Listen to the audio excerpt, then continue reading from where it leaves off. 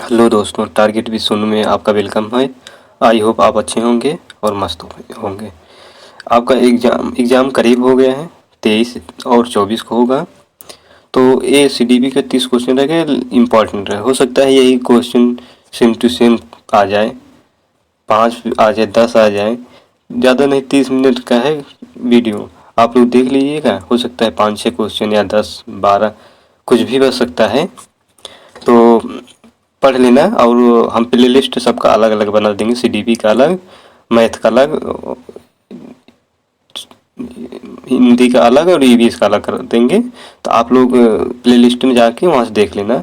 एक बार अगर आप देखेंगे तो दोबारा देख लेना स्पीड तेज करके, तो इसी में सब फंस जाएगा। सब देख लेना, सेम टू सेम हो सकता आ जाए या इसी से रिलेटेड आ जाएगा, तो आप लोग कर लेंगे।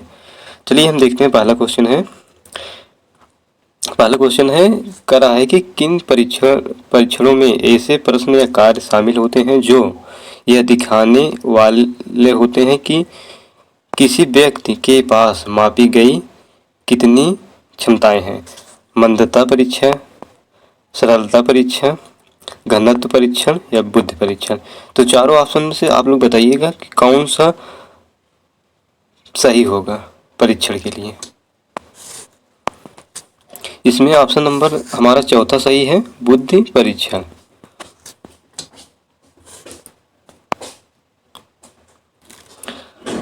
क्वेश्चन 2 है, विकास की प्रक्रिया में बच्चे केवल शाब्दिक अर्थों में सोचने में सक्षम होते हैं, पर ही अमूर्त रूप से सोचने में सक्षम होते हैं। यह दर्शाता है कि विकास एक है, अमूर्त प्रक्रिया है, क्रमिक प्रक्रिया है, जैविक प्रक्रिया है कि भिन्न प्रक्रिया है। तो आप लोग बताइएगा चारों ऑप्शन में से कौन सा ऑप्शन सही है।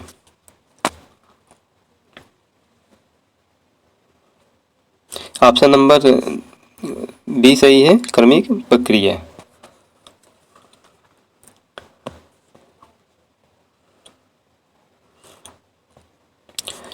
क्वेश्चन नंबर 3 है, NCF 2005 के अनुसार एक शिक्षक की भूमिका निम्नलिखित में से क्या होनी चाहिए। पहला है अधिकारपूर्ण, बी है अधिनायक, तीसरा अनुमोदक, चौथा है यानी डी है सुविधादाता। तो आप लोग बताइएगा कौन सा ऑप्शन सही है इसमें।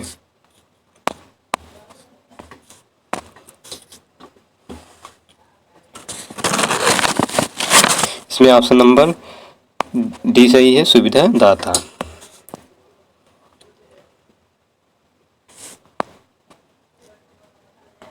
चौथा प्रश्न है, पियाजे के अनुसार मौजूदा योजनाओं में नई सूचनाओं का समावेश कहलाता है। पहला है संक्रियात्मक विचार, दूसरा है सामीकरण, तीसरा समायोजन, चौथा है आत्मसातकरण। तो आप लोग बताइएगा कौन सा ऑप्शन सही है। इसमें ऑप्शन नंबर हमारा चौथा सही है, आत्मसातकरण। पांचवा है, निम्नलिखित में से कौन सी परीक्षण विधि छात्र के अनुकूल नहीं है। पहला है समस्या समाधान विधि, दूसरा है परियोजना विधि, तीसरा है खोज विधि, चौथा है प्रदर्शन विधि। तो आप लोग बताइएगा कौन सा अनुकूलन नहीं है। इसमें ऑप्शन नंबर हमारा चौथा डी सही है, प्रदर्शन विधि। प्रश्न नंबर 6 है, कह है प्रगतिशील शिक्षा। ऑप्शन ए है छात्रों को तथ्य सीखने में सक्षम बनाती है, बी है पुनर्वलन के सिद्धांत प्रदान करती है, सी है अनुभवों का मार्ग प्रदान करती है, डी है छात्रों की अध्ययन की मात्रा को कम सार्थक बनाती है। तो आप लोग बताइएगा चारों ऑप्शन में से कौन सा ऑप्शन सही है।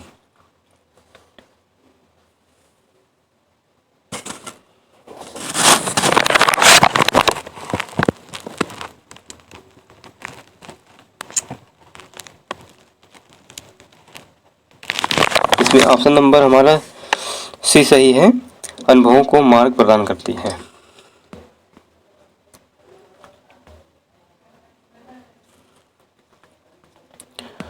सातवां नंबर है,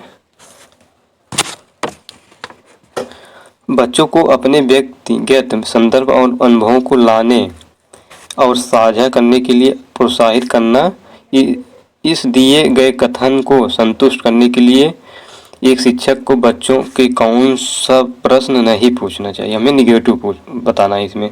तो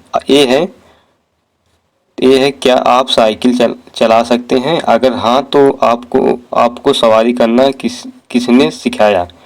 बी है क्या आप कभी घने जंगल में रहे हैं? यदि हाँ तो जंगल के बारे में अपनी भावनाओं को लिखिए। और सी है क्या आपके बाल और त्वचा आपके परिवार में किसी और की तरह है? यदि हाँ तो कृपया उस व्यक्ति का नाम बताइए। डी है दादा दादी से बात करें और पता करें कि जब वह 8 या 9 वर्ष के थे तो वह कहाँ रहते थे। तो इसमें से आप लोग बताइएगा इसमें से कौन सा ऑप्शन सही है। इसमें हमने निगेटिव पूछा है इसलिए हम निगेटिव पर ढूंढेंगे। इसमें ऑप्शन नंबर डी हमारा सही है। इसमें जो है पूछ रहा था निगेटिव, इसलिए हमारा ऑप्शन नंबर डी सही है।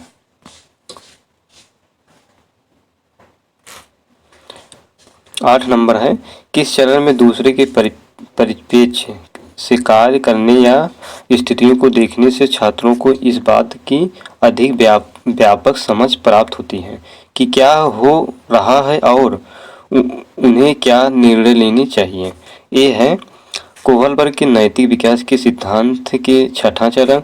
बी है पियाजे के संज्ञानात्मक विकास सिद्धांत की पूर्व संक्रियात्मक अवस्था। और सी है पियाजे के संज्ञानात्मक विकास सिद्धांत की मूर्त संक्रियात्मक अवस्था। डी है कोहलबर्ग के नैतिक विकास सिद्धांत के दूसरा चरण। तो आप लोग बताइएगा इसमें से ऑप्शन नंबर कौन सा सही है। इसमें ऑप्शन नंबर चौथा सही है। सॉरी, ऑप्शन नंबर पहला सही है।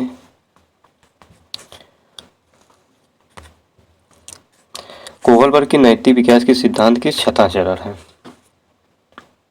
उसमें मतलब छठे चरण है कि जो है सामाजिक के अनुरूप वो अपने अपने निर्णय स्वयं ले सकता है। ठीक है, इसलिए ऑप्शन नंबर ये हमारा सही है। आप लोग राइटिंग पर मत जाइए, राइटिंग मेरा बहुत ख़राब है, तो राइटिंग पर मत जाइएगा। आप लोग क्वेश्चन के देखिए, हम अच्छे क्वेश्चन आज लाए हैं। 30 क्वेश्चन हैं।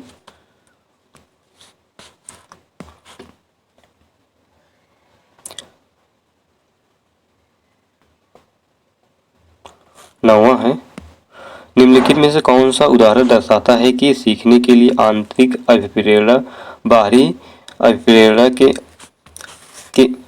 अभिप्रेरणा से उत्तम है। ये है एक छात्र किसी खेल में भाग लेना चाहती है क्योंकि यह रोचक और उसे इसमें आनंद आता है। बी है एक छात्र ने गृह कार्य किया क्योंकि वह नहीं चाहता था कि शिक्षक उसे डांटे। सी है एक निजी स्कूल के एक शिक्षक वेतन वृद्धि या पदोन्नति प्राप्त करने के लिए अधिक कार्यों की जिम्मेदारी ले रहा है। डी है अर्थदंड से बचने के लिए एक बच्चा स्कूल में गलत अंग्रेजी बोल रहा है। तो आप लोग बताइएगा कौन सा ऑप्शन सही है।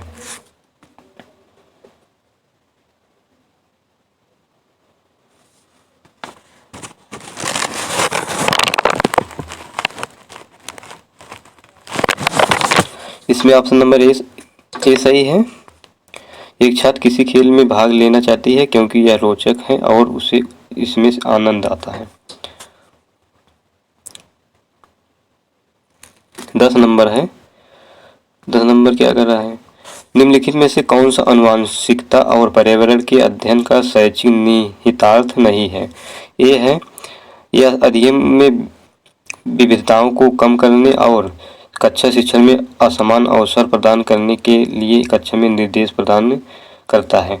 बी है शिक्षक अनुकरण योग्य कार्य प्रणाली को प्रयोग कर सकते हैं। शिक्षक सहायता सामग्री का उपयोग कर सकते हैं और शिक्षार्थियों को प्रेरित कर सकते हैं। सी है आनुवंशिकता और पर्यावरण की अध्ययन शिक्षकों को व्यक्तिगत भिन्नताओं के कारण कारकों को समझने में सक्षम बनाता है। डी है बच्चे के विकास उसकी आनुवंशिकता विशेषताओं और पर्यावरण के बीच अंतःक्रिया परिणाम है। तो आप लोग बताइएगा इसमें से कौन सा ऑप्शन सही है। इसमें से निगेटिव पूछा है हमारा निगेटिव है ऑप्शन नंबर ए, और ऑप्शन नंबर बी और ऑप्शन नंबर सी और ऑप्शन नंबर डी हमारा पॉजिटिव है, इसलिए हमारा ऑप्शन नंबर ए सही है। निर्देश देना निगेटिव शब्द में आता है।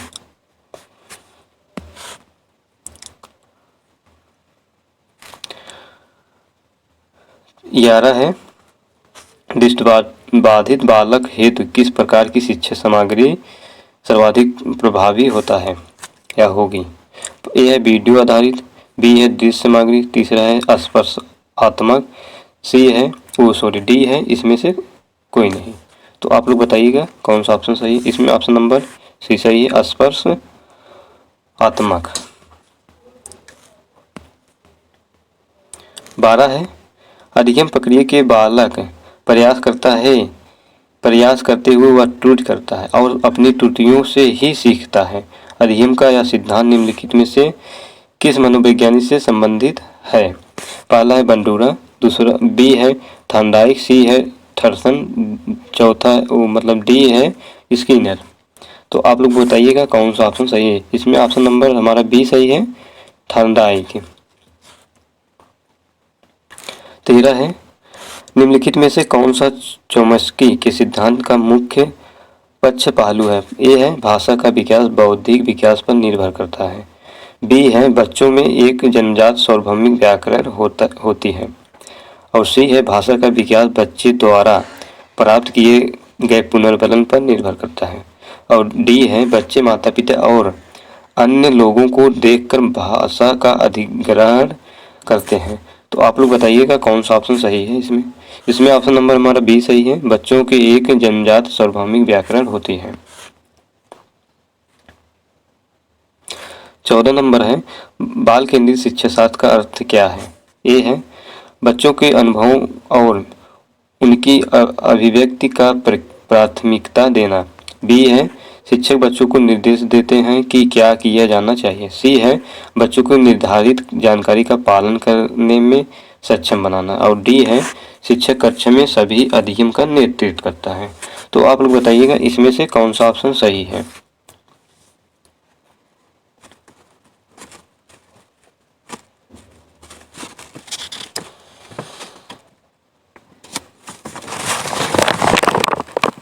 इसमें ऑप्शन नंबर हमारा पहला सही है, ए बच्चों को अनुभव और उनकी अभिव्यक्ति की प्राथमिकता देना। 15 नंबर है निम्नलिखित में से कौन सा बाल केंद्रित शिक्षा शास्त्र का उदाहरण एक है। ए है बच्चे कक्षा में साथियों और शिक्षकों की बताई हुई बातें दोहराना, बी है बच्चे स्कूल के भीतर और बाहर अपने अनुभवों के साथ स्कूल के ज्ञान को साझा करते हैं और दोनों को एकीकृत करते हैं, सी है बच्चे किसी भी विषय को सीखने के लिए मिलकर और समूह में काम करते हैं, डी है बच्चे कक्षा में साथियों और शिक्षकों के साथ अपने अनुभव साझा करते हैं। तो आप लोग बताइएगा चारों ऑप्शन में से कौन सा ऑप्शन सही है।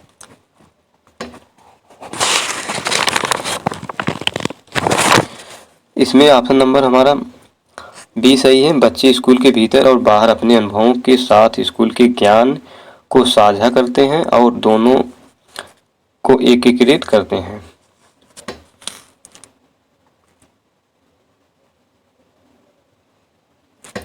ये थोड़ा सा लंबा है तो पहले हम प्रश्न पढ़ लेते हैं, उसके बाद विकल्प दिखाते हैं।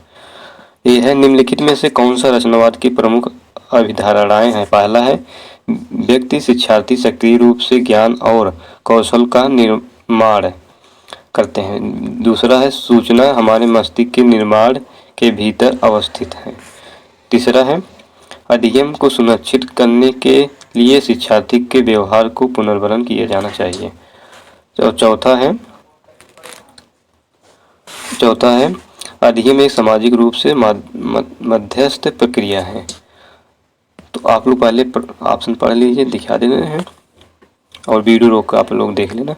देखिए कूट है पहला दूसरा तीसरा, और बी है दूसरा तीसरा चौथा, और सी है पहला तीसरा चौथा, और डी है पहला दूसरा और चौथा। तो आप लोग बताइएगा इसमें से कौन सा सही है।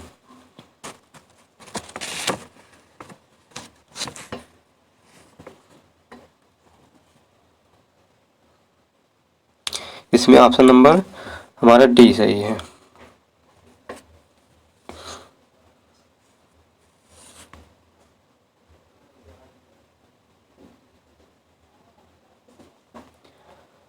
सत्रह है, मोहन स्कूल के आयोजित सह पाठ्यक्रम गतिविधियों में भाग लेते हुए सामाजिक संपर्क का कौशल सीखता है। मोहन को किस प्रकार की सामाजिकरण प्रक्रिया प्रभावित करती है? पहला है ए है प्राथमिक समाजीकरण, बी है द्वितीय समाजीकरण, सी है वयस्क समाजीकरण और डी है सामूहिक समाजीकरण। तो आप लोग बताइएगा कौन सा ऑप्शन सही है। इसमें ऑप्शन नंबर बी सही है, द्वितीय समाजीकरण।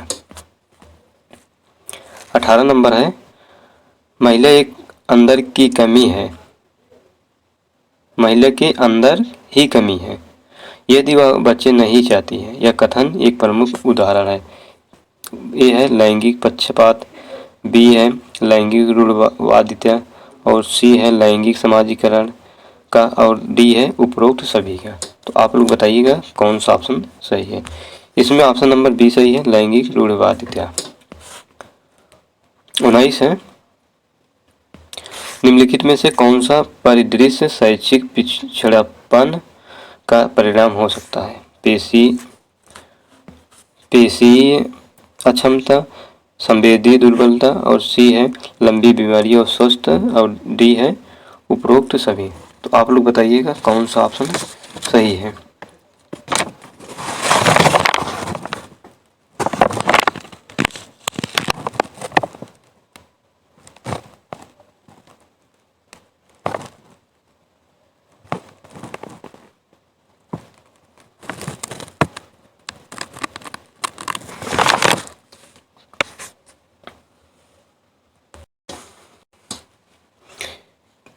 आप लोग बताइएगा कौन सा ऑप्शन सही है। इसमें ऑप्शन नंबर डी सही है, उपरोक्त सभी।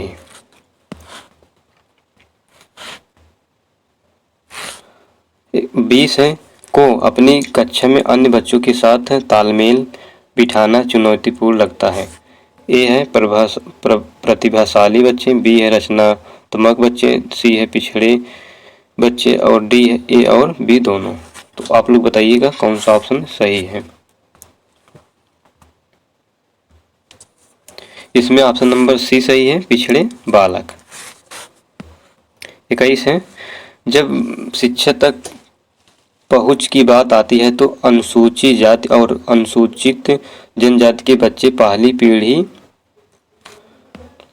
पीढ़ी के छात्र लड़कियां और दिव्यांग बच्चे एक डॉट पर होते हैं। पहला है प्रतिकूल स्थिति, बी है अनुकूल, सी है समान, तीसरा प्राधिकृत। तो आप लोग बताइएगा कौन सा ऑप्शन सही है।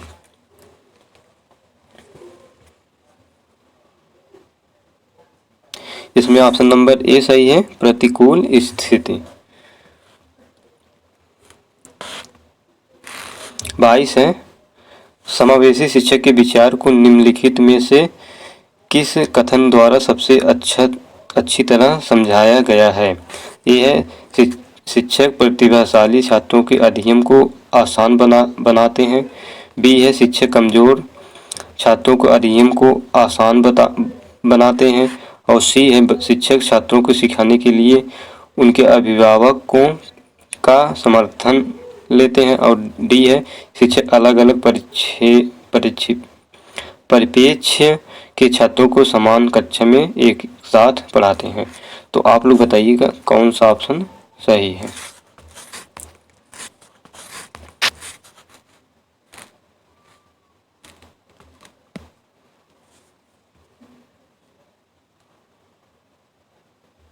इसमें ऑप्शन नंबर डी सही है, शिक्षक अलग अलग परिप्रेक्ष्य के छात्रों को समान कक्षा में एक साथ पढ़ाते हैं। 23 है, PWD अधिनियम 1995 प्रमुख या मुख्य प्रावधान में शामिल है। ए है शिक्षा और रोजगार, बी है गैर भेदभाव और सी है विकलांगता की रोकथाम और प्रारंभिक पहचान और डी है उपरोक्त सभी सही है। तो आप लोग बताइएगा कौन सा ऑप्शन सही है। इसमें ऑप्शन नंबर डी सही है, उपरोक्त सभी। 24 है, एक बालक जिसकी शैक्षिक योग्यता उसकी प्राकृतिक क्षमताओं से कम है के रूप में जाना जाता है। पहला है दिव्यांग जन बालक, बी है पृथक बालक और सी है पिछड़ा एवं शैक्षिक रूप से मंद बालक और डी है वंचित बालक। तो आप लोग बताइएगा कौन सा ऑप्शन सही है। इसमें ऑप्शन नंबर सी सही है, पिछड़ा शैक्षिक रूप से मंद बालक। और 25 है, निम्नलिखित में से कौन सी सृजनात्मक रूप से प्रतिभाशाली की विशेषताएं नहीं है। पहला है यानी ए है बहुमुखी और अनुकूलनीय, बी है सौंदर्यपरकता से प्रवृत्ति और सी है स्वयं कार्यान्वित करना और डी है अभिसारी चिंतन। तो आप लोग बताइएगा इसमें से कौन सा ऑप्शन सही है। इसमें ऑप्शन नंबर डी सही है, अभिसारी चिंतन। अभिसारी चिंतन मतलब है जैसे एक ही उदाहरण देना और मतलब एक ही नियम बताना, और अब अभिसारी मतलब जैसे कई प्रकार के उदाहरण देकर तब समझाना। अभिसारी चिंतन का मतलब है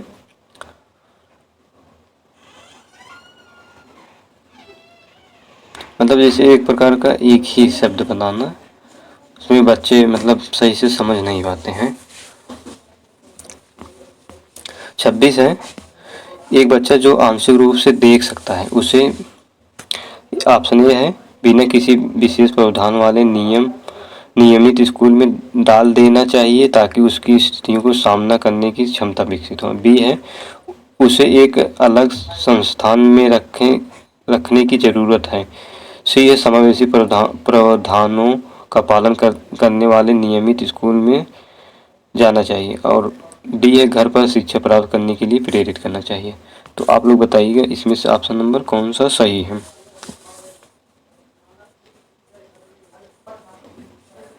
इसमें ऑप्शन नंबर सी सही है, समावेशी प्रावधानों का पालन करने वाले नियमित स्कूल में जाना चाहिए। 27 है, निम्नलिखित में से किस परीक्षण का उपयोग यह निर्धारित करने के लिए किया जाता है कि किसी व्यक्ति को अध्ययन में कठिनाई में या नहीं। नैदानिक परीक्षण, उपलब्धि परीक्षण, इकाई परीक्षण और मानकीकृत परीक्षण। तो आप लोग बताइएगा कौन सा ऑप्शन सही है। इसमें ऑप्शन नंबर है ए सही है, नैदानिक परीक्षण।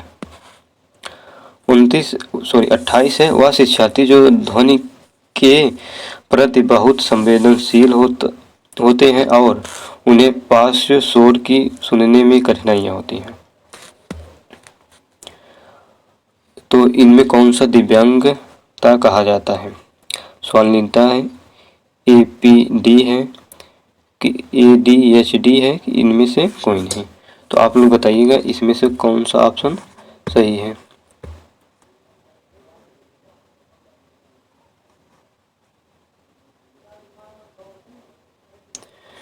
ऑप्शन नंबर बी सही है, APD।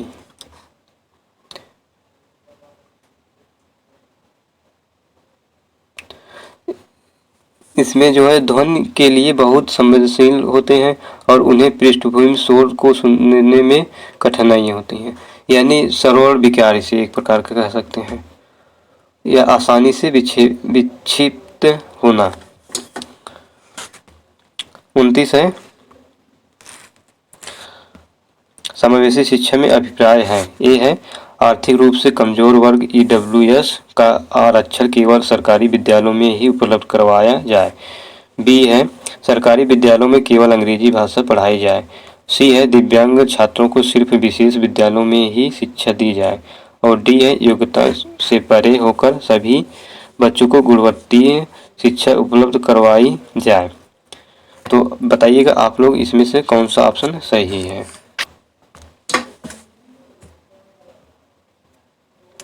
इसमें ऑप्शन नंबर चौथा सही है, योग्यताओं से परे होकर सभी बच्चों को गुणवत्तीय शिक्षा उपलब्ध कराई जाए। और लास्ट हमारा प्रश्न है, डिस्लेक्सिया शब्द का अर्थ क्या है। ए है नोट्स लेने में कठिनाइयाँ। और बी है सीखने की कठिनाइयाँ जो पढ़ने लिखने और वर्तनी में समस्या पैदा कर सकती है। और सी है विशिष्ट लिखावट अक्षमता। और डी है संख्या प्रसंस्करण और गणना के साथ सीखने में कठिनाइयाँ। तो आप लोग बताइएगा इसमें से कौन सा ऑप्शन सही है। इसमें ऑप्शन नंबर बी सही है, सीखने की कठिनाइयाँ जो पढ़ने लिखने और वर्तनी में समस्या पैदा करें। तो आप लोग बताइएगा 30 क्वेश्चन में से आप लोग कितना सही। अगर आप लोगों का 20 प्लस सही होगा तो आप लोग अच्छी तैयारी है। तो आप अगर नए हो तो वीडियो को लाइक कमेंट शेयर कर देनी। और आप लोग उन बच्चों को शेयर करिए जो अभी तक मतलब प्रैक्टिस नहीं कर पाए हैं, तो इनको बता देना, प्लेलिस्ट शेयर कर देना, वो लोग देख लेंगे। Thank you. और हाँ, ये मतलब ये CDP का लास्ट सेशन रहेगा। इसके बाद हम कराएंगे 15 नंबर का वो मैथ पेडागोजी और 15 नंबर का हिंदी पेडागोजी और 30 EVS क्वेश्चन कराएंगे। तो यही लास्ट सेशन रहेगा। उसके बाद आप लोग देख कर परीक्षा में बैठना और बहुत हेल्पफुल रहेगा आप लोगों के लिए। Thank you.